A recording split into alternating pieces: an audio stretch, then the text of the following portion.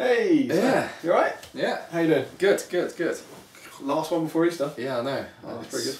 Yeah, holiday. Yeah, it's be good, wouldn't it? Bit of time off work. Yeah, a bit of time off. Yeah. You got much planned? Yeah, going to see the family, it'd be nice. Oh, very nice. Well, before you get off, Yeah. because I know we're not going to see each other for a bit, No. I thought it's a bit of a holiday season and, you know, spend time with people you like. Yeah. But I got you a bit of a treat. A bag? Yeah, I thought, you know, we... It's quite a jazzy bag. something in the bag. Alright, okay. But yeah, it's a bag kind of up your street, I thought. Yeah. And I thought, you know, we spend a fair bit of time with each other. You're Yeah. a good friend and, you know, you love to me, so happy Easter. It's a nice colour. Yeah, purple. Same colour inside. What's purple? Oh, hello. Yeah. Hello. Hey! It's a Freddo Easter egg. Yeah? Freddo faces.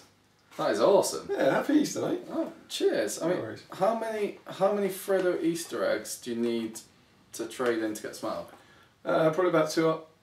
Well, I wouldn't want to say how much it costs. Doesn't matter how much it costs. Oh, okay. Yeah. Okay. It's just, you know, I know we do the Freddo thing and... Well, I'll get stuck in. Yeah. Okay. Look at this bad boy. How do you open these things? Yeah. And it's got stuff inside the egg. Look at that. Yeah, I think it's got some Freddos inside. No. There we go. Oh, look at this. It's an egging. Freddo faces inside the egg key. It's good chocolate. It's Yeah. just Freddo chocolate. I think it's to do with the surface area. Good. That reminds me. I've got you something. Oh, yeah, you did? Yeah. Oh, cool. Oh, Yeah. thanks, man. Yeah, good. Just give me a minute. Oh, I was getting a bit worried then. I No? thought, you know, because No, I don't thought it worry. was going to be a bit awkward because you hadn't done anything. What? I have. Especially for you over Easter. This is your article that you sent me, right? The magazine? Yeah. I've made some edits. Quite a lot of edits. Right. And like that bit was just wrong. Yeah. So we just take that out. In fact, you could do this now, couldn't you? Yeah. There's a lot to be getting on with there. This is what you got for me? Yeah. Okay. This is all you got? Yeah. Okay. You want me to do this now? Yeah. Okay. I'm quite happy sitting there whilst you go and do that. Right. Okay. Yep. Alright, thanks. No problem.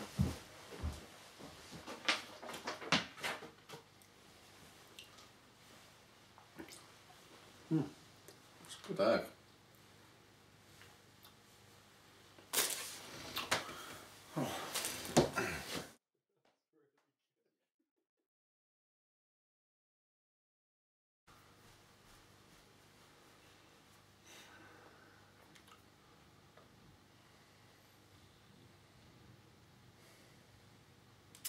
You ready?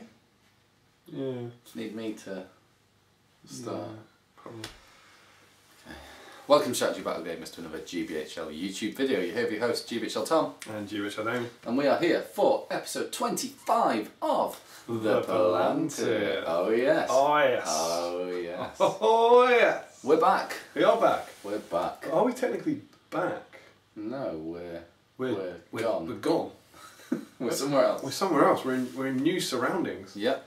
Where are we? We're in Bicester. Bicester? Yeah. Where the gravy comes from? No, that's Bicester. Oh. No, not there. We're in Bicester on the red sofa. The red sofa. So this is, we're at yours, we're at Tom's. Yes. We're at Shay Harrison. Yeah, we've seen this sofa once before in the back rep. Have you? In the get buff. Oh, against James. Back rep against James. With the salt rolls. So yeah, it's not Sofa's first appearance on the channel. Ah, okay. Second appearance. Second appearance. That's going way back though. Yeah, and it only had a few minutes in there, so it's time to shine that. Cool. New Bicester mascot. Yeah, new Bicester. Tom's little golem thing. What did you get that for? Coming last. Coming last. Yes. Being awful. Yes. Professionally awful. Professionally. Cool. So yeah, new surroundings. And I think it's only right that we say this was the twist. This was the twist. Last week we said that this week there was going to be a surprise twist. The twist was we were going to be at Tom's doing it. So someone said, it was Al Wood, wasn't it? Zafai Engel. Zafai Engel. Yes. He said that he was very excited about the twist because of the way we built it up. So I'm sorry. Damien was very disturbed by the lack of hobbitness going on the walls. Oh no, Gollum's gone. Gollum's gone. This is got some Hobbit Off. dress the studio a bit. Yeah. That's gonna go at some point. Yeah, because you're not allowed Hobbit stuff in the lounge on the walls. You should put your Battle for the Peak. I think that would go brilliantly up there. Yes. There was also a comment. I can't remember who said it. Was it Ian Marley possibly on the photo? Who said, "Who in their right mind has upside down trees on their wall?" Oh yeah. Someone put that on the Facebook. So yeah, Tom Harrison. It is a reflection in water. It's arty. That's what he tells you because you can't see the top. It's not. It's upside down trees. We hung it upside down. It went badly, but we decided they're too embarrassed to ignore talk it. about it. So back for the Palantir at Tom's. Why are we at Tom's? We were at Tom's because it's Easter. Woo woo! And in some potentially bad news, as it's Easter, there will be no Palantir next week. No. Sorry. But we, as you are very generous to point out yourselves, you're all very lovely. We do have lives, and this week we're going to be away visiting our families. Yes. We won't be together. No. So no Palantir next Friday, but there will be one the Friday after. So just 1 week's break. Yes. Yeah. No more bread on that. No, that's it. Happy Easter. Yes. Happy Easter, everyone. Happy Easter. Oh, that was a segue. What is this? We have new mugs. New mugs. We're in the new place. New mugs. This is what you should be excited about. So exciting. 2 new mugs. Excellent stuff. So who's this to? Oh, that's a good point. Yeah, remember the point of this bit? It's messing me up in the new place. It's very confusing here. So last time it was to Beast of War. Yeah, absolutely. Which is who's Ben Shaw. Yeah. And he passed it on to Ross Diggle. Ross Diggle, who has offered us a mug in the past, but it was very rude, too rude for the channel. So here's to you, Ross. Yeah. And we've got some new mugs. And I was delighted to be given this. This is combining my love of lots of tea with dinosaurs. It's a geological timescale, and it talks about the dinosaurs coming around, and then round. Nice story. It's a long story, and then round here I think it gets more boring when like humans and rocks and stuff get involved. But it's pretty exciting, and you can learn about the Quaternary period, the Permian period, the Triassic, Jurassic, and Cretaceous OBS. Yeah, you're gonna like those bits. Yeah. So yeah, it's a very it's a mug and knowledge. So Permian period, Damon. At the end of that. Yeah. What was special about the end of the Permian period?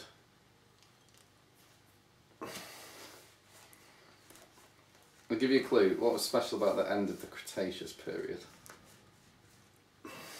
Cretaceous was the last of the 3.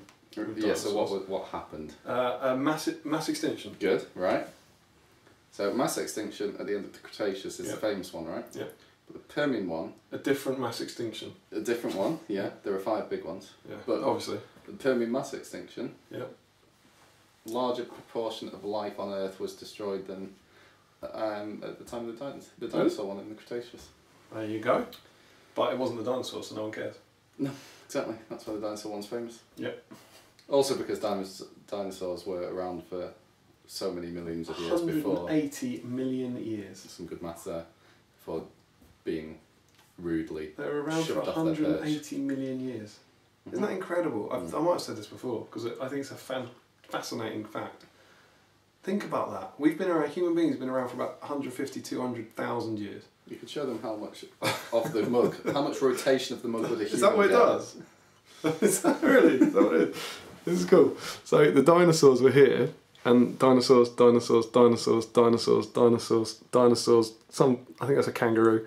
Dinosaurs, man, and that's it. Yeah. 180 million years. Yeah. They didn't go very far, did they? No. And then you've got even bonus content on the inside of the mug, so when you drink a bit of tea, you learn more. You learn some more. So that's there you go. The shifting of the continents. And the shifting of the content from SBG to rock. Yes. So you go, there's my mug. Mug review. Mug review. Longer than you thought it would be. Yes. My mug is a Flags of the World mug. So this is Fun with Flags with Thomas Harris. Yeah, Fun with Flags. So name as many of these flags as you can. Japan. Japan. Italy. Is probably on the. Italy is probably. There's United Japan. States of America. There's Japan. Mars. Mars. It does not have Mars.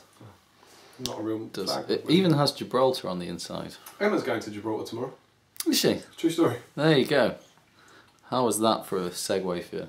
Very good. So 2 brand new mugs, and these are huge mugs which hold lots of tea, which we are thrilled about. Yes. So get us through the Palantir. Yeah, and if you come here more often, we have lots more mugs. Yeah.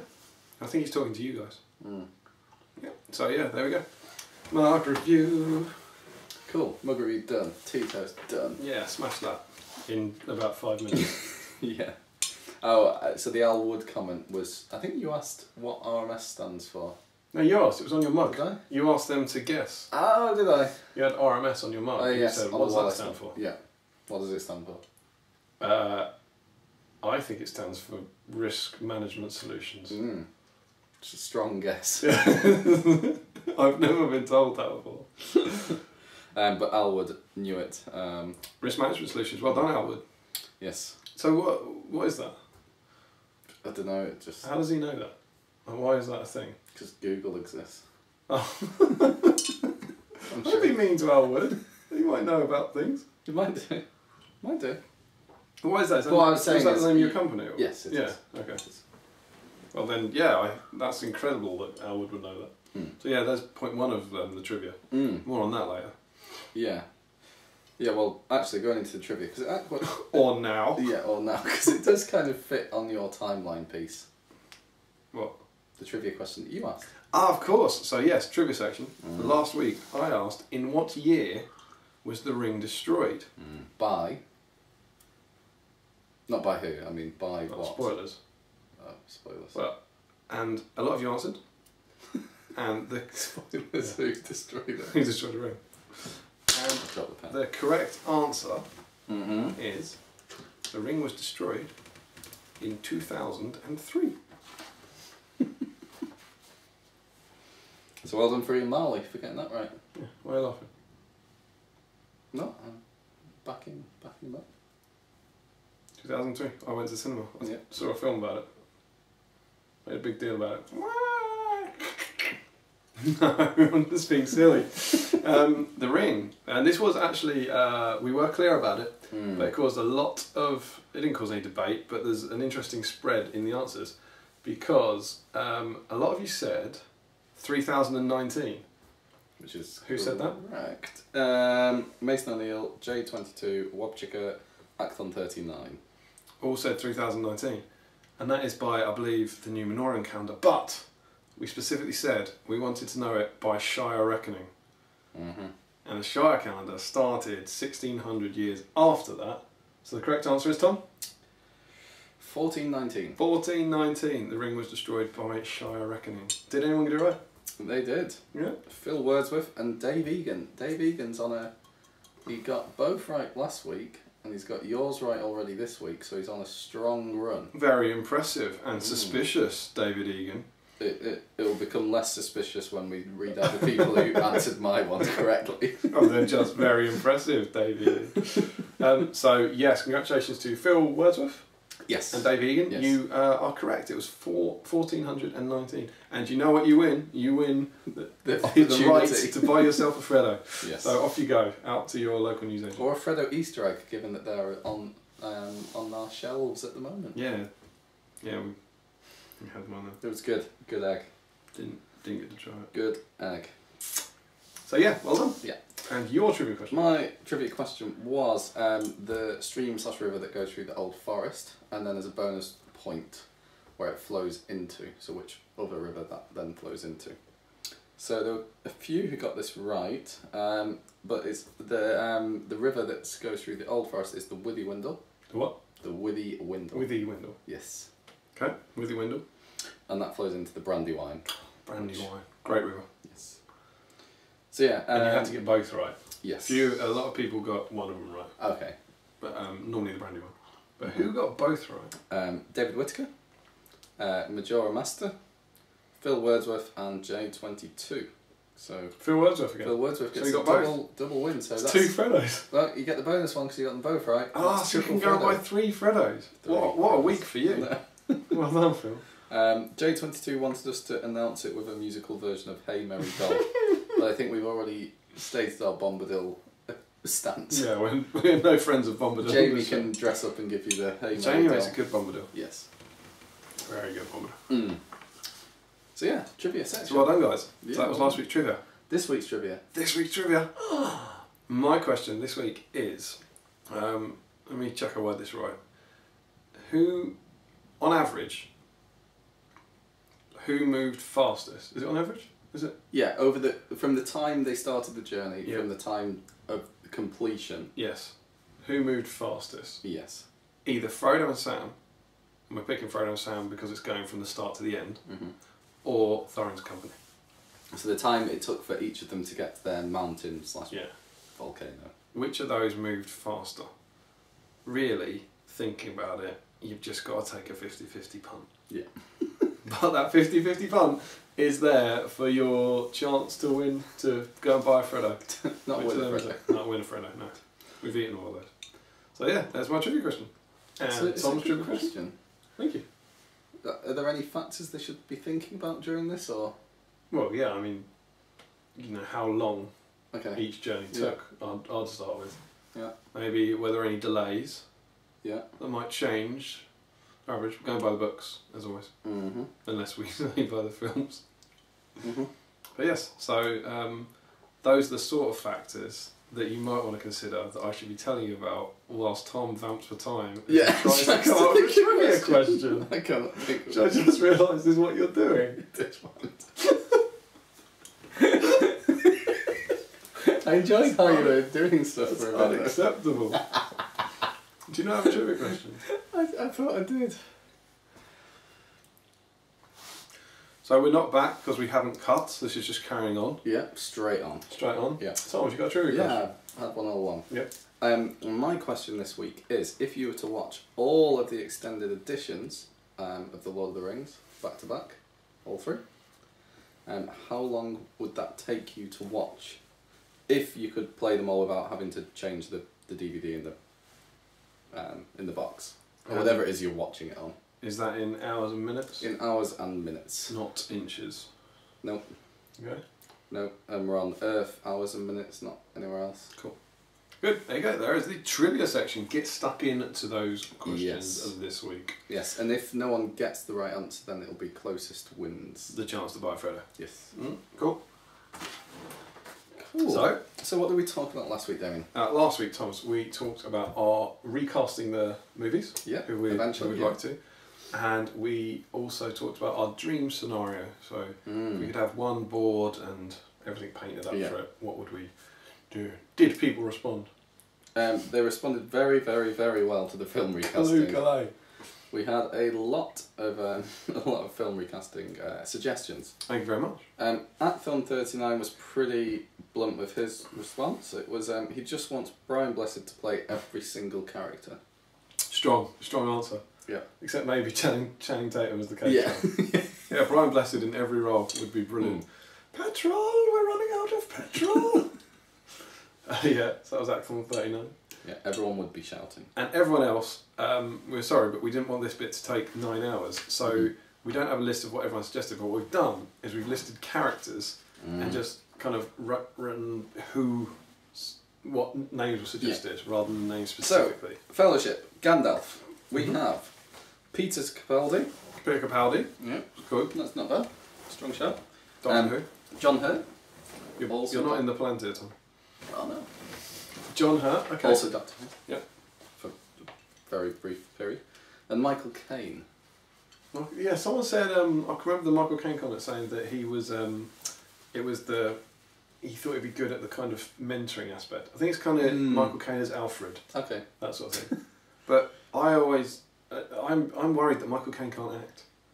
I think he's tricked the world. But it's like, if you actually watch him, he's just Michael Caine. Yes. Yeah.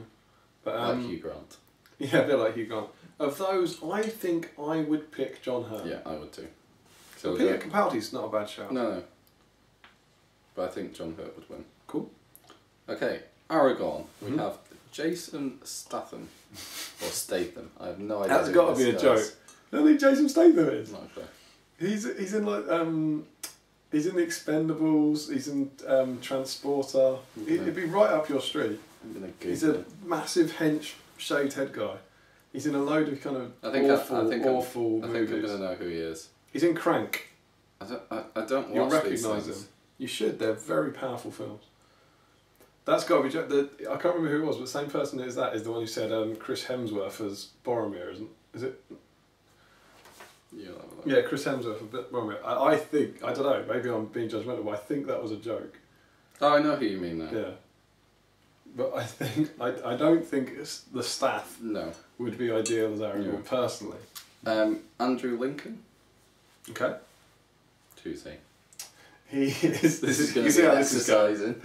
Tom's pop culture knowledge. Yeah, Andrew Lincoln got famous for being in Teachers and is now probably more famous for being in The Walking Dead. No. He's an English actor. He could have a good Aragorn, but I think he'd be more of a Faramir type role. Andrew Lincoln, I think, for me. Sound like an art critic. An art cricket. Andrew Lincoln. I'm having to look up all these people. Oh yeah, I know who he is. Yeah. Yeah.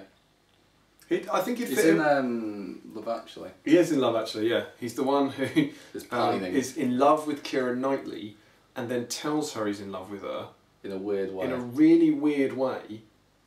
And then kind of leaves and she comes after and kisses him. It's really weird. And it's actually quite dark. Yeah. I mean, like everyone goes, oh, that's really romantic. It's not, because she's still engaged to his married to his best friend. It's a bit dark.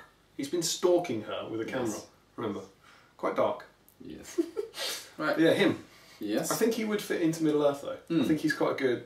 He's got the right kind of character actor face. Yeah. I think. I'm having to Google the next one as well. Who's the next one? Jason Momoa. For Aragorn. Yes. Jason Momoa is the guy from Game of Thrones. He was Khal Drogo in Game of Thrones, and he was Conan. He's a massive guy. I don't see that myself. Okay. Daniel Day-Lewis, I know who he is. He'd be good. That's a good shout for Aragorn. That's a really good shout. Isn't he he's won the most Oscars? Yeah, possibly. But have you seen Last of the Mohicans? The remake of that? Mm-hmm. It's a brilliant film with him in, and that's a very kind of Aragorn, you stay alive, no matter what occurs, I will find you. Mm-hmm. Yeah, Daniel Day-Lewis is Aragorn, I could see that. That'd be good. Michael Fassbender's the other one, I know who he is. Well. Yeah, that'd work. Yeah, he's quite... That'd be a good shout for Aragorn. I'm going to go with Daniel Day-Lewis. Okay. For that. We've got John Hurt and Daniel Day-Lewis in our fellowship. Good film.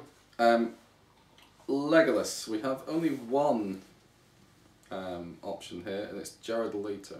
Jared Leto? Yeah, maybe. You see that? You don't know who he is, do you?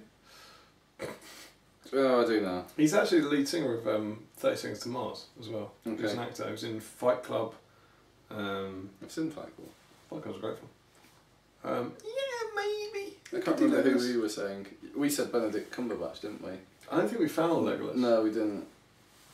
We were talking about Benedict Cumberbatch. I mean, Orlando Bloom just isn't that good an actor, so it's hard to. But I think he's very good as Legolas. Yeah, he is, but you need someone who's not. It doesn't do that much. Yeah. I think that's the one thing about it. That look. I think he's very good in the Rings films as Legolas. Because of that type of acting. Cool. Okay, Gimli. Brian Blessed.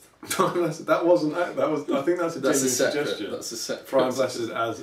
I mean, that would semi-work. Just imagine doing Brian Blessed voice from this tiny little guy. Barlin!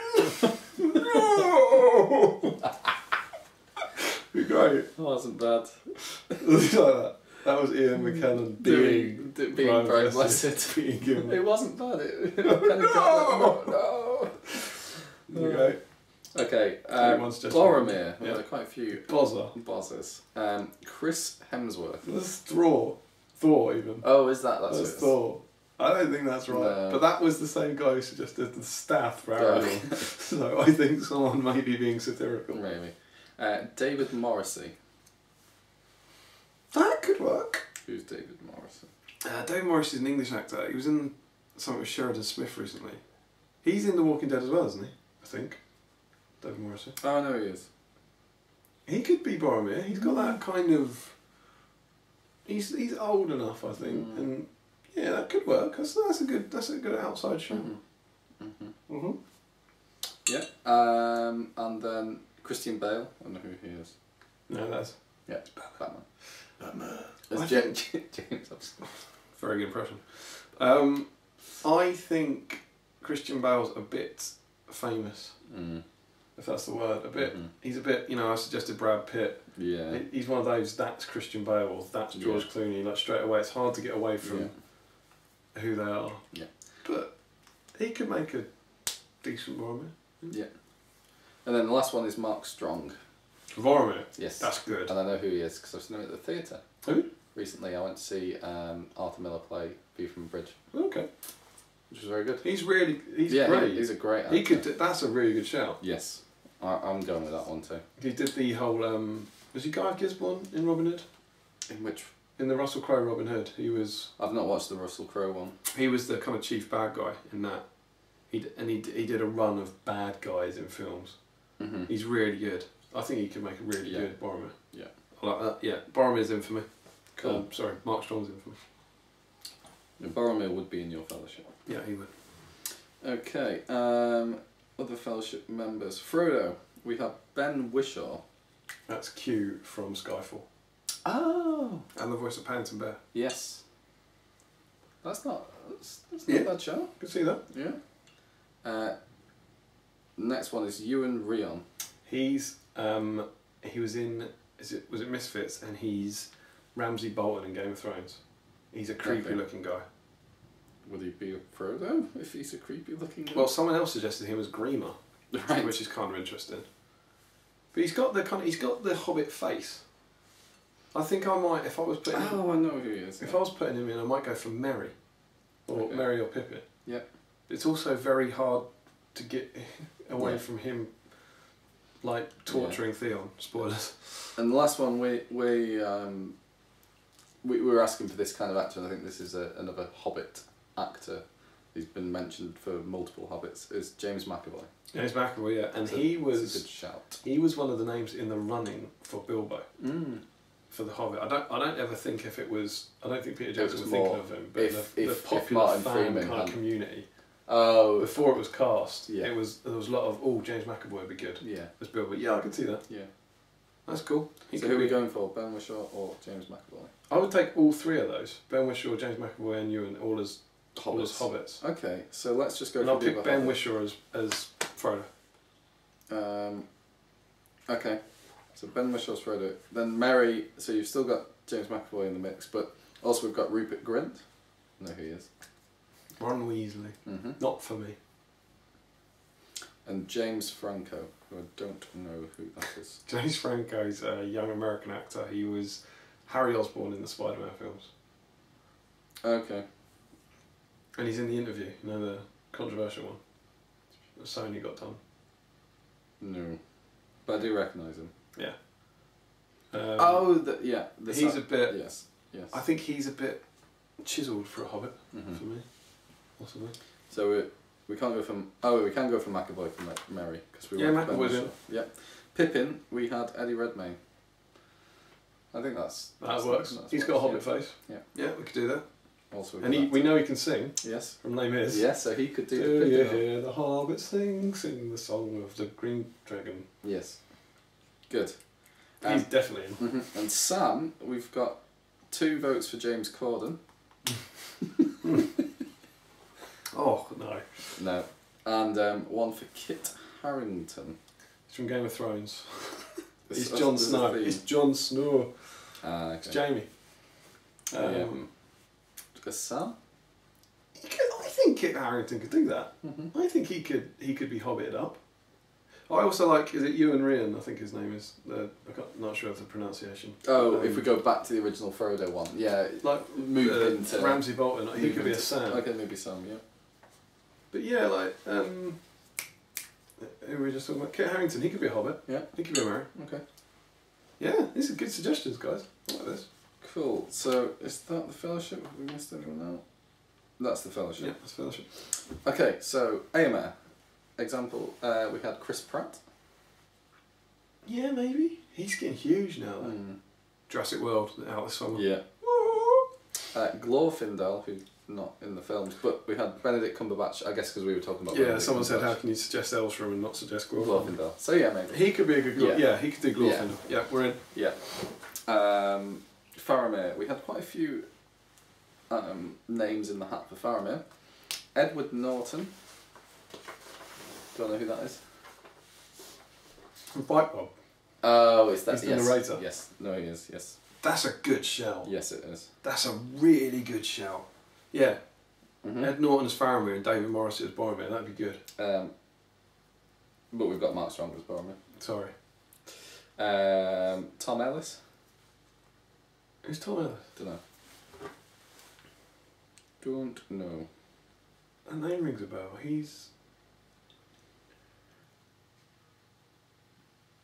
He's the guy from Miranda, isn't it? Isn't it him?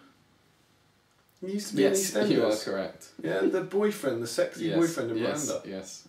Yeah, maybe. That's just him. So I do recognise him. I don't know too much about him. No. Don't watch Miranda because it's awful. The next one's Cillian Murphy. Yeah, Scarecrow from the Batman films. Okay. Thingy Crane. Yeah, I know him. He's got He's a bit got creepy. an odd look. He's a bit sunken creepy for cheeks, Faramir. yeah. I think it was Larry suggested him for Grima. Yeah, he's got that. He's got baddie face. Yeah. Which is unfortunate for him. He's got what face? Baddie face. Baddie face. Yes. But yeah, he could be in. I think he'd fit in Middle Earth again. Yeah. And the last one was Ewan McGregor. No. Ed Norton. Ed Norton wins that for me. Okay. Ed Norton as Faramir. On to Eowyn. We had two options: Emma Watson or Jennifer Lawrence. I think Emma Watson's a bit pretty. That's the wrong word, but a bit. She's not right for me. I'd pick Jennifer Lawrence out of those two. I think Jennifer Lawrence could do a good Eowyn. I think either of them could job. Yeah, maybe. Possibly. There's some that's hard to get away from who they are again. Yeah. That's like I really liked that. Is it The Perks of Being a Wallflower? That she was in. That was great, but it's quite hard to not see her as Hermione. Yeah. But yeah. Saruman. We had Charles Dance. That's a great shout. That is outstanding. Whoever you are, Charles Dance as Saruman. He'd be brilliant. I can't remember who we were suggesting for him. I also think actually Peter Capaldi could do a good Saruman.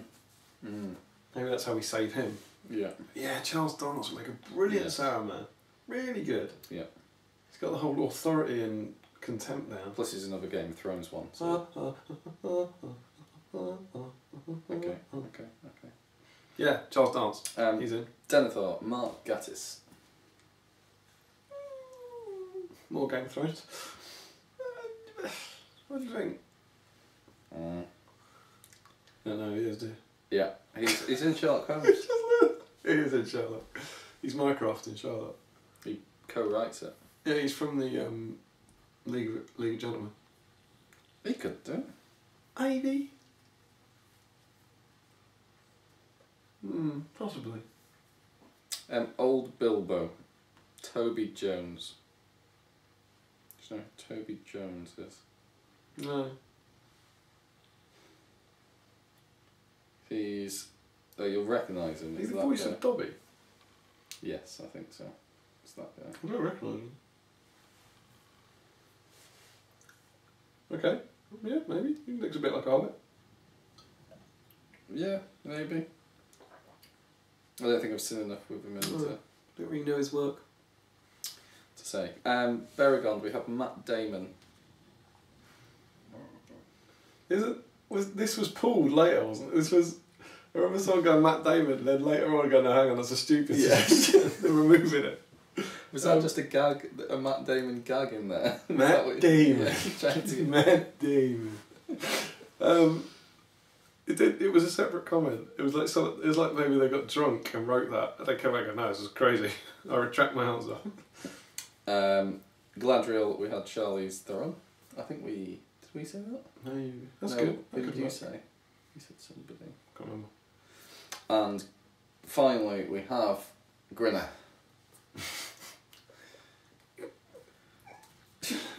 Tom Turtle? Yeah. Tom Turtle, take a bow. Who did Tom Turtle suggest would play Grinner? I don't know. Yeah, it was our very own Mr. Tom Harrison, due to the uncanny likeness between them. Yeah, outstanding.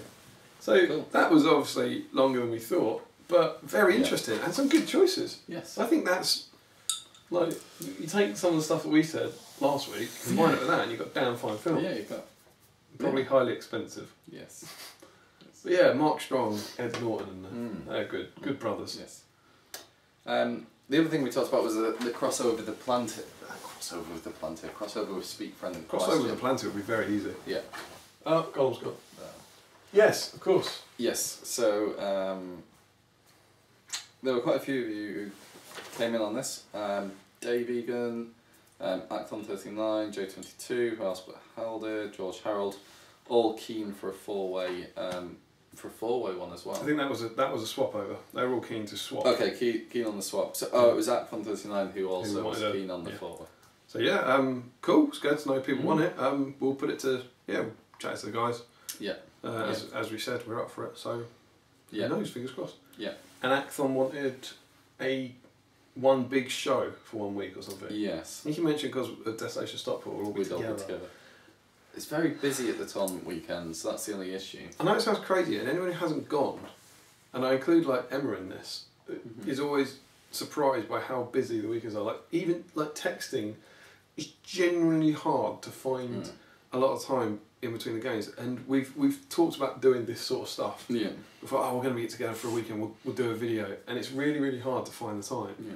So, yeah, one big kind of holiday special with the four of us, and it'd be awesome. And I think someone suggested like Speak Friend and Palantir or something. Yeah, Speak Friend and Palantir is good. I'd love to do that at some point. It'd be great for the four of us to get together and do like a 1 hour chat show or something. Yeah, I think it'd have to be more Palantir format. Not quite. Yeah, the we'd same, have like discussion but it's topics. just discussions. Yeah. No fluff that we shove in. Yeah, just discussing. Yeah, it's something we'd like to do. We'll have a chat. No, it is literally just finding the time. Yeah, to do it. But yeah, I think that would be good. Yeah, we need a big sofa. Yes. Acton39 also had a comment about the Bolg being immobilised. He enjoyed my impression of Ian McKellen doing Bolg being immobilised. You thought it was, yeah, because you did an impression of Bolg being immobilised. Yeah. In fact, this was on a different video. It would have been on the Taunt review. So for anyone who hasn't seen, can you do your impression of Bolg being immobilised? Oh, go on. It was like rolling around. It's good. Because he wasn't immobilised, this was the irony. this is Tom's impression of Bolg immobilised is him moving a lot. But Acton saw that as actually your Ian McKellen playing Bolg. Yes. You'll need it. There you go. Acton works for everything, yeah. I don't know, the Tom Turtle you got Grinner. In the comment review, Damian has put hero shout from Tom Turtle. For the Grinner comment, absolutely. Cool. Because Damian's done a good comment review this week. Thank you. I took that this week. Yeah. He sent an email with like, I've done the comment review, and then wondered why I couldn't print it. It's because he hadn't attached the comment review. But the helpful email was just to say, I've done the comment review. In my defence, you can only get so angry about this when you didn't even look at the email. I did not look at the email. That is... And you said, we got here tonight, you said, we've got to do the comment review. I said, I've done it. Have you? Yeah, I sent you an email about it. Didn't read it. The subject was, I've done the comment review. The subject is, I've done the comment review. So you didn't even have to open the email. I tried to make it as simple as I possibly could. Didn't read it. It's from Damien. Didn't want that. Didn't want to. Do it on the night. No. On the subject of Bolg, Dave McShure says that Gundabad's are OP and pay to win. Absolutely, pay to win Gundabads. Pay to win Gundabads. Damn right. Well OP. Yeah. Unknown captain. I think it's funny. I don't know. I've not watched back the whole Army showcase thing, but I'm sure that I comment being like, yeah, they're all right, and then it gets to a point and they all run away and they're awful and they do terrible against terrifying stuff. Just go smash up a tournament. Yeah. Whoop, whoop. Some lucky stuff there. Have we done that on the Palantir? We congratulate you. No, we wouldn't have done. Because you were ill. No, we did have a Palantir after that. Yeah. Oh well. Did we? Or was that this? I think we had a Palantir. We've had a Palantir. We did it on the after same that. night. Recorded Yes, on the same yes. night. Yeah. All right. Yes. Yeah. Well done. Yes. Get over yourself. Wobchika compliments us for pronouncing his name right. He didn't have the heart to tell them nothing. He said because the Northerners have such fun pronouncing it. He didn't have the heart to tell them it's Wobchika. Well, he just can't read. He should just be like, please can you read? As opposed to not read. Yeah. Make up syllables. Okay. But it does sound fun. We can't have that fun down here. Because we've got Wobchika. They've got Wobchika. Yeah. You can see the appeal. Yes. Cool. We also had some comments. We said earlier that we're talking about our ideal scenario with the armies and the battle board. We had a few suggestions from you guys. Lonely Brick said he'd like to see Scarring of the Shire battlefield. That would be cool. Good. That's a really good idea. Because they're always like it'd be very. But bag ending is very hard to replicate in the films. It's very very rolling. What you tend to get is a flat board with holes. Yeah. And having a custom made board would be awesome. Where you could actually lose people behind hills and stuff. Yes. With all the ruffians and stuff. Would be good. That'd be really good. David Whittaker wants to try out Osgiliath. That was we chatted about that one. We can get together with him. Yeah. Steve Crone might be your go-to guy for that. Have you seen his boards? He's he put up on the Facebook group. He's got like it looks like a 2x4 of Osgiliath. He's got loads and loads of sets. And glued them all down and is making an Osgiliath board. You might well be interested in it. It's because the ruins are out of print, and I imagine he's going to do that and then just saw the whole damn thing in half and melt it down and make a rug. Now they're out of production. Yeah. He's going to do it, and you're going to watch him paint it all up beautifully. And he's going green stuff. That classic Crow. Yeah. Larry wants to see a 3D Amon handboard and a full Erebor interior board so that Tom can recreate his new favourite scene. So we'll address the first one. He wants to make you an Erebor board so you can play out your favourite bit of the movies. Smaug chasing the dwarves. And we'll have a little wheelbarrow. I mean, the wheelbarrow would be cool. Just for a wheelbarrow. Heroic wheelbarrow. Heroic action. Be like a chariot. Yeah. 3D Amon handboard. Yeah, we talked about that with the Australian guys in White Dwarf had made. No. That's not what he wants. Is that not what he wants? Amon Hen as a hill. Yes. And the sides of the board are the waterfall with the Argonath. There you go. I know, right? Isn't it amazing? Yeah. So you'd have the waterfall going over the side with cliffs down and stuff. You're in. That sounds really good. And you could have like rocks behind. That would work really well for Erebor if you actually had the gate. And then round the sides, that big dwarf statue could come up. And then you turn it around, and inside. Oh man. There's the Helm's Deep that Chris Young's got. I know you went there for the big Mega Man replay, but he's got this awesome. He got it off eBay for it was like 50 quid or something. But it's what you'd expect in that it's the whole Hornberg and the causeway and everything. It's absolutely beautiful. It's this incredible big thing, and if you turn it around, behind it all is a cave system. So you've got the cave, which is just incredible. Like you know, at the front it looks just like the castle, and then you turn it around and there's this multi-leveled cave effect, which is really good. And if you can you play in the cave? Yeah, if you check out the One Ring thread, search the One Ring for Helm's Deep Mega Battle. There's some photos because then on the spot on the day we made up a couple of extra rules for any. One of the objectives was the Uruks had to break through, and we had Eowyn in the dress model in the caves, and any Uruks that went through then had to fight her. Did they get to her? Yeah, if I'm honest, they got to her and they killed her in one turn. I mean, she was awful. She had like one dice, and like an Uruk walked up and smacked her in the head, and she died. And it was like, oh, that wasn't a big deal. And she's in the dress, so it's like, I'm all armoured up. She was rubbish. It was awesome. I think she might have lasted a couple of turns. But it's such a beautiful piece of scenery. And yeah, if you could do that with Erebor, that would be cool. That would be amazing. And Nalsey wants to see the Osgiliath again, Helm's Deep and Pelennor Fields. And he's bought the Helm's Deep set fought Osgiliath ruins and is on the hunt for Minister. GW must love him. Yes. Yeah. Or eBay. That's all cool. Yeah, 4 Osgiliath rune sets. Cool. Good stuff. So anyway, this week's discussion topics, after a protracted review of last week. It was like the movie recasting part 2. What the people thought. Yes. What are we going to talk about, Damien? We're going to start with Jeremy Smith. We are going to start with Jeremy Smith. Jeremy Smith said that he, this week, achieved his tournament goal, his hobby goal. Yes. Which was to attend the tournament. Yes. And I believe he came second. I think I've read on various things. things. No, I did. He took something like, it was an old troll, something like... Not quite old trolls. Some trolls. Yeah, some troll. There were definitely multiple trolls involved. It was kind of an old hero troll with the Witch King, I think. Something like that. On a Felbis? Yes. Felbis rings a bell for me. Something like that. Apologies if we got that wrong, Jeremy. Yeah. But yeah, he came second. Well done. And he asked us if we can remember what our first hobby goals were and if we attained them. Do you remember? My first hobby goal.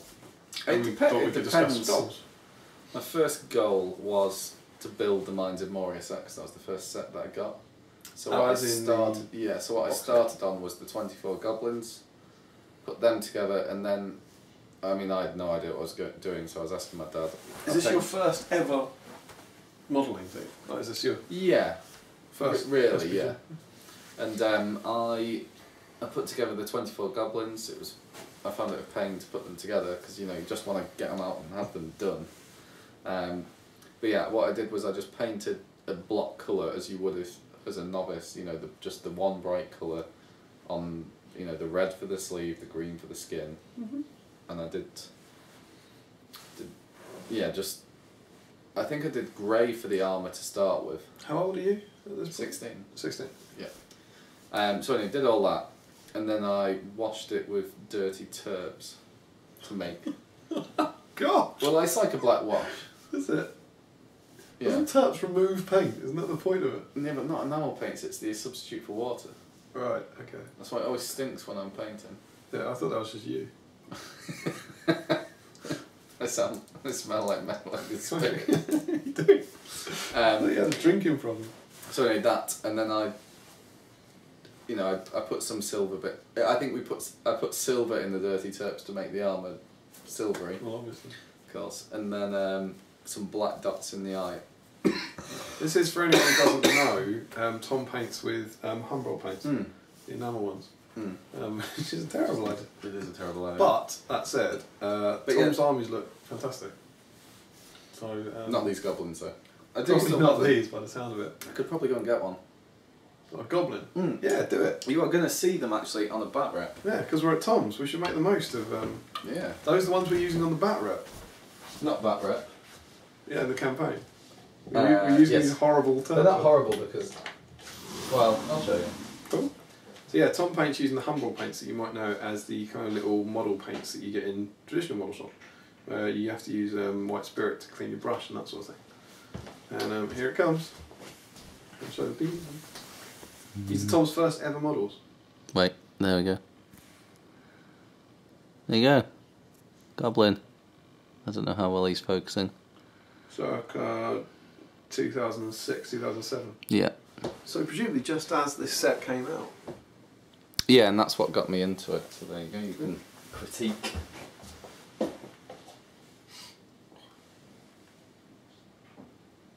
This looks good for your first ever model. It's pretty good. This is It's better than my first thing. This is a Goblin Spearman.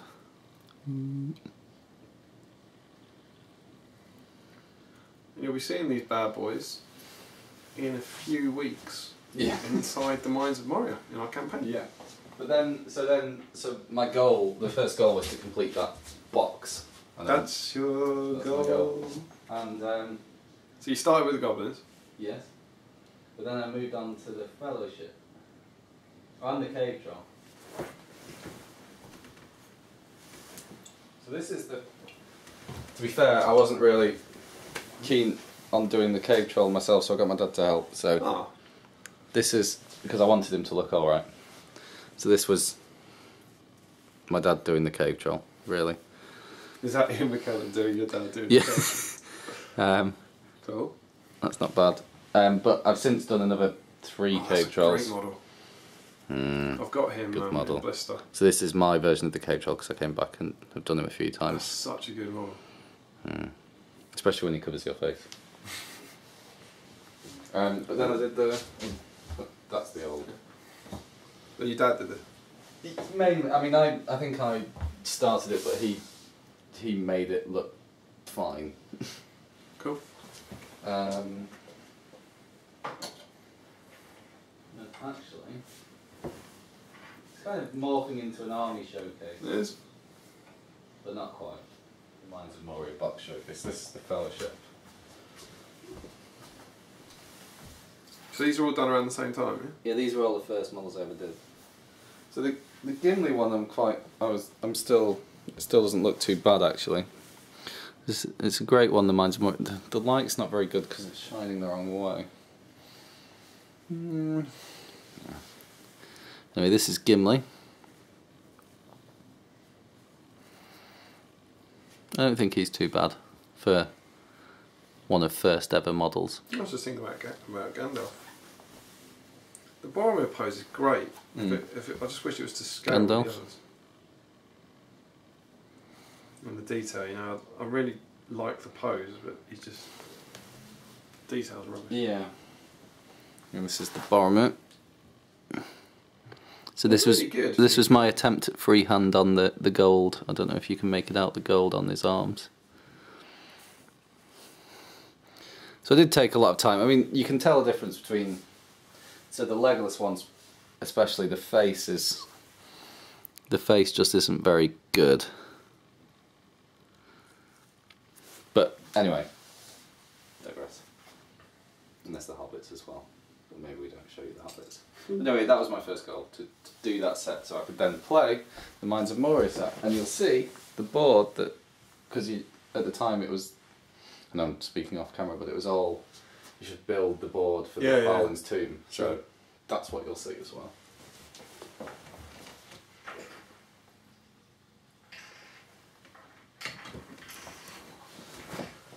Cool. So there you go. Indeed. That was my first hobby goal anyway, to finish the Mines of Moria set. And then you got, how long did it take you? I don't know, I definitely had it, so I got it for my birthday, which is in June, and I was definitely having people play it at Christmas. So it definitely all been finished within the 6 months, like all the scenery bits, all of the goblins, all of the fellowship, but I think I was quicker than that. And did that then inspire you to Yeah, do so other stuff? when I first started I got the Mines of Moria and I also got Gamling with Banner and Faramir and Damrod, because those I thought were really cool models. But after that I decided I needed some good models, so I got a box of Minas Tirith. Because I needed something for the evil to play against. You mean warriors? Yes. Evil warriors, yeah. Cool. So 24 Minas Tirith, then got Orcs, 24 Orcs. Started building from there. Yeah, and I got Aragorn the Lesser and a Troll Chieftain, because that got the points up for the games to play. So yeah, there wasn't really a theme in it really at the start. It was just, can I make the points out of the models that I've got? Sure. But yeah. Cool, cool. That was the first goal. We can go on to tournament goals later, but I'll let you do first goal. So I've kind of got two because I've been into the hobby twice. Mhm. So it was my first, but Cheating. what? Cheating. Cheating, yeah. Double content. My first one, I started when I was 10, and I had Advanced Hero Quest, Mhm. and I remember getting that and being I'd seen models and stuff. Yeah. I think I played Hero Quest, and I got Advanced Hero Quest, which was very different. It was something like a role playing game, Mhm. and the rule book was huge, and it put me off no end. I might have been younger when I got. I might have been 9 or something. But I remember I painted those models first, and I don't have them here because it's Tom's house. But I've still got some of those. Okay. These are the ones that Kev is doing? Has done? He's doing the Hero Quest set, Yeah. which was by MB and Games Workshop. like that was available in shops. Okay. I got Advanced Hero Quest, which was only available in Games Workshop. Okay. But this is, you're talking about being released in about 1990 maybe, something like 1990. that. Yeah. So year I was born. Yeah, alright, laugh it up. It's around that, yeah. Jamie wasn't even born. No. I were painting Skaven when you weren't alive. In Yorkshire. Should do Gandalf doing Yorkshire. Doing old Damian from Yorkshire. Yeah. What you were doing? Oh, I can't do it, that's your thing. And yeah, I was painting them with Humbrol.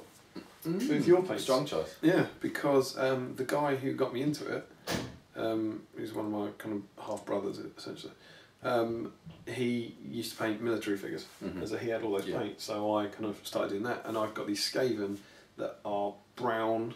The fur's brown, the cloth is blue, and their swords are bright silver, which are all done with Humbrol paints. And that was the first thing I ever painted, and I was just kind of trying to learn to paint. I think that's why I started it. That's what got me into it, wanting to paint. So being able to paint some figures, I guess, was it. But I remember the rulebook massively put me off. Yeah. And then about a year or two later, I got the Warhammer box set, which had the High Elves and the Goblins in it.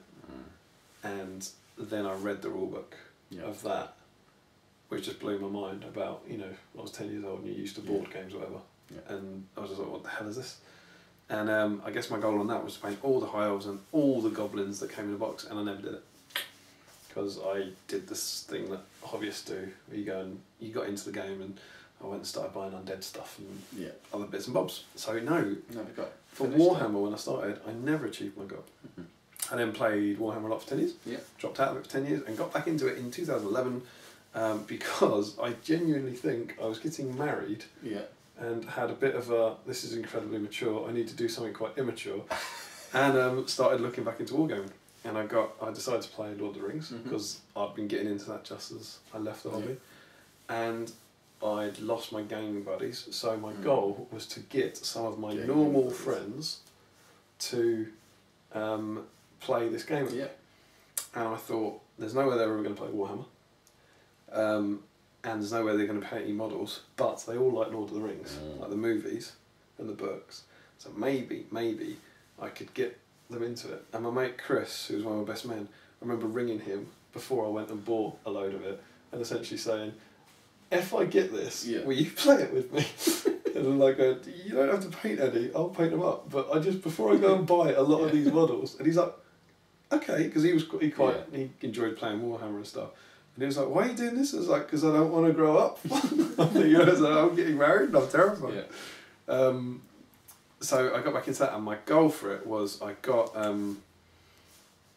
out all my old stuff and I had the Metal Fellowship, and the goal was to get the stuff for the Fellowship book, kind of what Jamie's been doing, like this year, the Journey book, so that my mates could play through the film, play through the thing, because even like before getting to 2 Towers and Return of the King, it gets very big battle-y. But some of the most iconic things like Weathertop and Mines of Moria and Alban Hen are in Fellowship. And you don't need that many models for it. And they're all based around the Fellowship, so they're recognisable guys. So yeah, I started painting up that, and I remember before I played my first game with any mates, I went to Games Workshop and played a couple of games alone, but I had the Fellowship painted, a 5 ring race for Weathertop, 24 Moria Goblins, the Cave Troll, and maybe something like 18 Uruk Scouts, something like that, however many you needed for scenarios. And lights, I guess. Yeah, lights. And 18 Unridden Wogs for Hounds of Sauron. And then I invited Tom, and I don't know how long that took me, 3 months, 4 months, and I was beavering away, really enjoying painting. And then I invited Tom and Chris around, not you, different Tom. Around, and Gib as well, I think, came around and just come around and have some games, and they were suddenly like, oh my god, and it worked because they were all painted. And you had scenery as well. I had back from the old day. And I'd got all those new trees and based them up and stuff, and it looked like Alban Hen and Moria looked alright. And we just had a couple of days, I think they stayed over, where it was like, come over and play this game, it's Lord of the Rings game, it'll be really good fun. And they did, and they really enjoyed it, and it was all because it was painted. And what's really... Because it was the film, it wasn't play this... Yeah, it pitch was battle, you're it was- the Fellowship, Yeah. do this. So it was a kind of... It was to catalyse me to get into it, but it was also I needed people to play it with. But But it's a slog having to do all the painting yourself. yeah, particularly when you don't know if they'll like it. Yeah. But I was enjoying painting again, and it was good to have those to do those bits and get everything done. And when I was a kid and playing Warhammer, we used to play quite a lot with unpainted stuff because the majority of your collection was unpainted and you needed a big collection. Whereas because I didn't play my first game and of SBG this time around until everything was painted, I've now got quite a strong painted policy. Yeah, that's what I've always had that as well. It's just And it just looks rubbish. Yeah, compared it's to an that. interesting difference that Shut that door 'cause it's free now. it doesn't happen a lot. That because most of the time you play, you're at tournaments, but I generally won't play games now with unpainted models. And if you're practicing for a tournament and you know you want to be using an army that you haven't done yet, then you can use that in a practice game. But if I'm just going for a friendly, proxy for that, just because at least it's painted. if you're just going for a friendly, I would always go, look, can we just make sure we use everything painted? And what's interesting is most people seem to agree with that. Yeah. Most people, like in the whole community, are like that, or I haven't paid this guy, so I'll leave that at home. Yeah. Doing it, and it's interesting that kind of mentality to get other people into it has then completely affected my current mentality. But it's in the Great British Hobbit League tournament rules. It is, yeah. You're not allowed to bring unpainted models. Yeah, absolutely. Or dismounts. Yeah, very important. So yeah, that was it, and it worked, and they all got into the game. They didn't want to play or collect it, but then us playing kind of games became quite regular, and both Chris and Tom came to a doubles tournament with me. Yes, they have. And properly That's nerded it up. A nice segue to go back to Jeremy's piece and say what was our first tournament goal. So for me, I mean, our first tournament was the same one. It was? Well, first SBG one for you. Yeah. But we went to a doubles tournament before we knew each other at Games Workshop in Nottingham. The Bigs doubles tournament, and it was June 2012. yes. And I was with my friend Christopher. So a different Chris to I was with my friend Christopher. yeah. But our goal basically was to win one game. So there were how many games over the six? Over It was 3 of each army. Yeah. Good and evil. So you had wasn't good and evil and 1,000 points between you. So that was a lot. So we had to really scramble Yeah. to really get 1,000 points together. So I had 500 points of elves, but it wasn't very good. I think it was like Rumil, a Galathrim captain and a Wood Elf captain, and chaff. Like nothing's for just Galathrim and Wood Elves, but nothing special.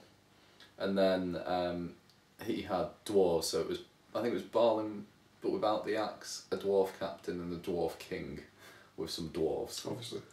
And maybe a smattering of, I think we had 6 Khazad Guard in there to beef it up. And then on the good side we had... That was the good side. That was the good side. On the evil side we had, that was it, we had the Ring Wraith and Orcs and a Drummer Troll. You had a drummer troll. And we had a taskmaster, He was a leader. and the captain, and you had to roll for your leader. So it was either Rumil or Balin if we were on the good side. Yeah. But if on the evil side, it was either the Ring Wraith or a taskmaster, which was dire when the taskmaster is your leader. Anyway, so yeah, we wanted to win one game, and We gladly obliged. you gladly obliged in game 2. We beat Damian and his Chris. Did. Our first meeting.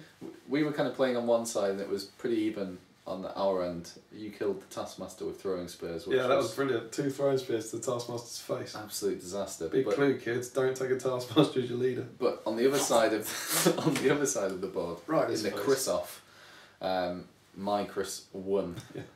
And on the last, it was on the last turn we broke you with like the last fight of the game. If you imagine, like, I'm basically playing Tom and Chris is playing Chris here.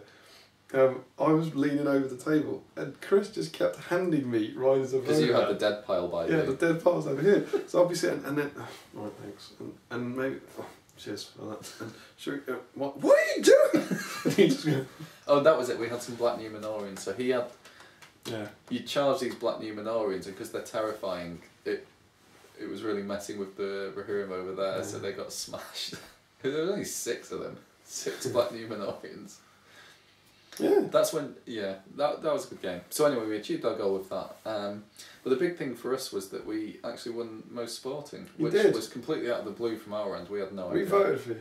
Did you? Yeah, I didn't know what it'd start. Yeah. I had no idea what I was doing. I think we voted for you as well. Yeah, it was a good game. But yes, you did. But it was a great game. You're Flotsam and Jetsam, wasn't it?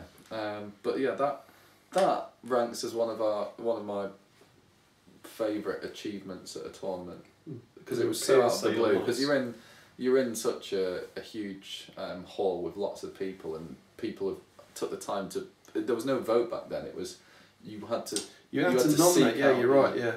You had to seek out the people running the event and tell them they were particularly sporting. So you probably won it 1-0. You go in and telling them. That's probably it. But yeah, we had a great time, and yeah, that was really good. And I think, I don't know, I just really enjoyed that early day of the first double tournament, and then my first ever singles tournament, just because it was so new. Every time I got to a table, it was like, oh my word, this is an army that I don't have. It's really cool. I want to look at it. All of this kind of thing, which now isn't quite as there, because you've seen the majority of things at tournaments. Completely. So that's a bit of a shame. It's also, I found it quite interesting that there were people there. Bear in mind, this was the biggest Lord of the Rings doubles tournament. There were loads of people there that I got to know relatively well as you do over a weekend. People that were on our quiz team who I've never seen again. All the Lord of the Rings team. There's a guy who did antiques. I think his name was Mark. And some 15-year-old kid taught us how to play Bugmans. Yeah. I was like, where did they go? Yeah. Like, you would have thought they'd be at a tour or something. Yeah. But it's really interesting. Maybe they've not found the Great British Hobbit League. Yeah, possibly. Yeah. Cool. But yeah, that was my first goal, was to win one game at the first tournament. And did you win 2, did you say? I think we won 2, drew 1 and lost 3 in the end. Our first ever game actually was against Vesa. My first ever tournament game in the doubles was against against Vesa, who I knew had won the Grand Championship, the Grand Tournament multiple times, and his partner, and they had 3 Spider Queens, 4 Spider Queens, Saruman mounted, and a load of ruffians and some warg riders. It was they absolutely smashed us, basically. I mean, we weren't used to playing in a tournament style game. We'd just been playing scenarios and some points match, but it was all a bit of fun rather than deliberately trying to be overly competitive. So that was tough. But we had oaths in that tournament. Oh yeah, the cards. Yeah, so you had specific things that you had to do in the game to be able to get bonuses. And on the last turn, we denied them of their bonus. That was our spite. That was our champion moment. That we'd stopped them from achieving at least one thing in the match. They hadn't crushed us totally. Every cloud, yeah. Because it was like the oath was something like there were these objectives like domination ones that didn't count to the victory conditions just for this oath, and we managed to steal one back on the last go. Oh, I remember those. So that was cool. Your first tournament. Yeah. The first singles tournament went spiffingly well as well. Yeah, so Skulls, wasn't it? Yeah. You won it. Yes. Not a bad result. It's all random that, don't you? I think. And you won it, and you won Most Charming at that as well, didn't you? That was... Which was pretty spectacular. Yeah, that was 5 out of 6 votes or something? 6 out of 7? It was five games, and I got 4 or 5 votes, which was... It was before people were onto you. Yes. Knew what you're up to. Yes. So yeah, then my tournament goal would be for exactly the same tournament. And I can't even remember how I found it, but I remember I didn't know anyone. Yeah. I only knew my mates. Yeah. And I remember messaging Chris going, look, this might sound mental, but do you want to come away to Nottingham? It's a good job you did, yeah. I said, do you fancy... We would not. Do you fancy coming away for a weekend? And I went, I have no idea the kind of people are going to be there. I have no idea how serious it will be. But I think it'll be quite good fun. I'd like to go. And essentially, we'll have a weekend away. We did it as a chance for me and him to go away for a weekend for a laugh. And it sounds crazy now to even think that we'd do this, but I remember on the Friday night, me and him just went for a curry. Yeah. Like, And we went back to that curry place the year we did, after. and that was the tradition before the kind of Yeah. community kind of. Yeah. Like, that's what I used to do. I would go with whoever I travel with and go and eat on the Friday, but I just wanted to go and play some big points match games against different armies, and I was like, I've got to, and again, all the painting was on me. Yeah. And so it was in June, and I don't know when the tickets went on sale, but say February. I then remember working out the armies of what I could get to, and Yeah. I know we've talked about it on here before, but the only thing I could do for good, I'd been painting up some Rise of Rohan, Yeah. so it was all Rohan, so it was something like 20 riders and 20 infantry, something like that. Yeah. And the evil army was essentially what I talked about getting into Yeah. it. So it was, All the scenario. 18 fellowship Uruk models. scouts, 24 goblins, a cave troll, a drum to get the points up, some warg riders from the warg attack scenario. You know, it was all these things, and I had this ridiculous amount of paint for it, and so that was kind of the goal, to try and get armies, 1,000-point armies done. Yeah. And somehow I did it, and I have no idea how I did it. I was painting like 10 models a week or something, which doesn't seem a lot to a lot of people now, but by my standards, it's tons. And I managed to get done, and I've actually got a schedule still that I put in whenever I paint something, and it's really interesting. It's a bit depressing that in 2014 I think I painted something like 62 models total. In 2013 it's like 87, and in 2012 it's 167. Oh. Across that year I painted 100, which is like a model every 2 days. Yeah. And now I'm down to like a third of that. That's incredible, right? But I'm sure the average is pulled up from this kind of 4-month period where I was desperately trying to paint. And obviously the other thing is, it's things like Warrior Goblins and Uruk Scouts, and they're not my best stuff. You know, they're kind of quite basic, troopy. But yeah, that was that, and we went to that tournament. No, they look fine. They're all right, but they're just not anything special. And we went to that, and I don't know what we hoped to achieve. I think maybe we hoped for a win. Yeah, you did finish above us actually in the end, didn't you? We did, because I think we got 3 wins. Yeah, I think you did. I think the all-mounted Rohan. Us bumping you down. Yeah, obviously. That was random. Was it random? No, mate, that was Swiss I ranked. think it was Swiss ranked. But I remember that being the all-mounted Rohan, which was, Knight of the Pelna, Theoden, Eowyn, Erkenbrand, and a captain, I think. And just plain riders Rohan. No, Grimbold. I had Grimbold. Oh yeah, you did have Grimbold. On foot. And some Helmingers. Yeah. And so there was no elites, there was some Royal Guard, there was no Sons of El in there, no... Yeah, you had mounted Royal Guard and some... Yeah, and stuff like that. Yeah. But it won 2 out of 3 games, which we were really chuffed with, like really, really chuffed. The mobility can really help in some scenarios, definitely. Yeah. And, but again, we got to the thing where we were like, I don't know, what kind of people are going to be Need there. to say you had the Goblin drum in the Yeah, in the we had the Mario drum, one. yeah. And we don't know who we're going to play, like, will it be seriously competitive people or what? And in our first game ever, my first competitive game, I was drawn against Ed Ball. Against the mighty Ed Ball and Fell Beast. Dave, his partner. No, because he had a Fell Beast in his army. Bear in mind, he only had a 500-point army. Yeah. But we played their good. So he had Faramir with Gondor, and Dave had Arnor, I think. And they were volley firing. It was those days. They had a load of Arnor bowmen just volleying over the top. Yeah, it was before all the Hobbit rules.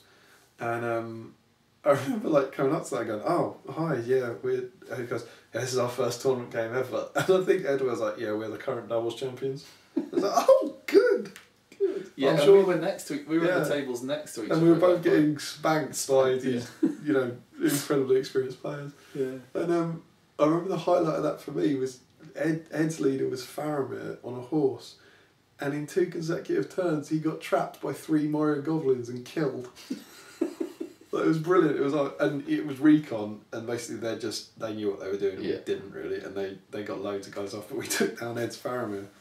But yeah, that was my first ever game, and I played Ed. Because it was funny, because every time we went to Nottingham, you drew Ed. I drew Ed, yeah. But kind of before I knew him properly as well. Yeah. I drew him in my first game at Throne of Skulls, and then the next singles tournament we went to, we didn't have partners. Yeah. It's like, who hasn't got a partner? And I put my hand up, and then this hand goes, I'm like, "Oh God, not again!" Smashed. So, yeah, smashed. Obviously, that was before I figured out what's up with the Fell Beast. Yeah. It was because I had his Fell Beast, and I had like Uruk Scouts and all this sort of rubbish. Good and the bads. Obviously, we don't need them. But yeah, so and then we lost to you. We lost to Ed. We beat a kind of 4 troll army with a Rohan. We got spanked by a couple of kids with a Gondor army. Absolutely trashed. We walked over and go, oh, these guys are only 13. Crushed us. And we beat. I think we might have beaten Hector and Godolphin. Oh, you played them in the I first think time? we played them. Maybe that was the year where I went with Tom. Oh yeah. I can't remember.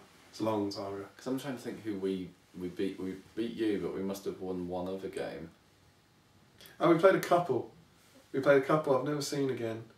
With our evil army at Whole Ground, and they had eagles and treebeard and some dwarfs, and we managed to beat that. With my shaman abandoning fury and transfixing an eagle in the last turn, and then trapping it and killing it. It was beautiful. But yeah, we had one joyous game where it was Hold Ground, and we were playing as the dwarves and elves, and they had Blackguard and the Great Beast of Gorgoroth and Orcs and Shagrat War Leader. And basically, Christopher brought his dwarves on one side, and their chap rolled whatever he does. You know, you can put your army wherever you want, and he was like, I don't really care about the middle, and just literally put like Shagrat behind his warband of dwarves, and just deliberately put stuff so it'd just be a good fun scrap miles away from the middle. It's like, I don't care about getting in the middle. that's cool. So it was a very enjoyable game. But yeah, and look what that started. Same tournament for both of us. Yeah. And here we are, 3 years later. Yeah, and I only went because I finished finals at university, so my 4th year of university. So I was done with university literally a few days before. It was on the Thursday before the weekend I finished. And then went there on the Friday night. And then it was my birthday the week I got back. So that's why I'd because it was my birthday and I'd finished exams, I was like, oh, I'll invite Christopher over so we can play some games. Oh, by the way, there's a tournament. Well, that's great timing. What that's like. Why don't we go to that as well? Cool. So there you go. There you go. So if you're watching this wondering if you should go to the tournament, you should, because you'll end up meeting someone and go around to their house once a week and filming a YouTube show. Yeah, but let us know what your first hobby goals were. Thanks for that.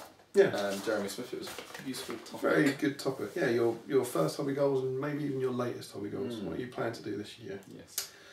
So yes, that is another week's edition of Palantir. Yeah. Here in our new surroundings. Yes. As we said, very sorry that there won't be one next week, but we will return in 2 weeks' time.